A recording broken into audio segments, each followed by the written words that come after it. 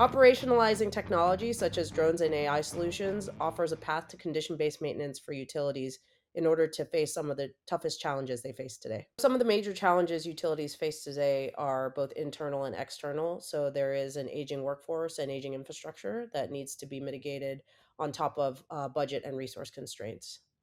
Traditional inspections are insufficient because you will never have the amount of workforce and the amount of budget that you need to go out and to obtain the information to understand the status of your assets at all times.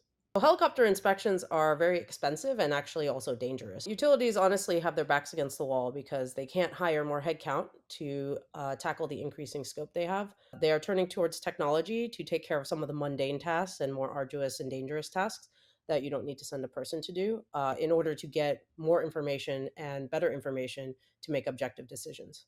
A lot of substations are remote, so it's difficult to get there, and sometimes it's arduous and time consuming to get there. So instead of sending a person out and taking all those labor hours away, you can actually have a drone docked out a remote substation to take the imagery daily or hourly if needed, and to get all of that information and send it back so that you can get an alert when there needs to be a repair.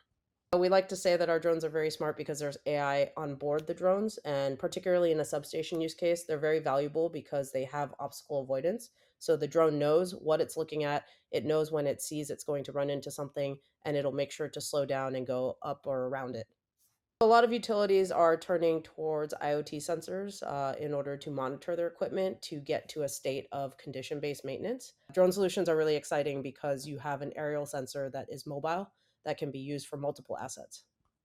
You can get visual imagery as well as thermal imagery, and you can overlay these and run analytics in order to get conclusions and actionable insights over time.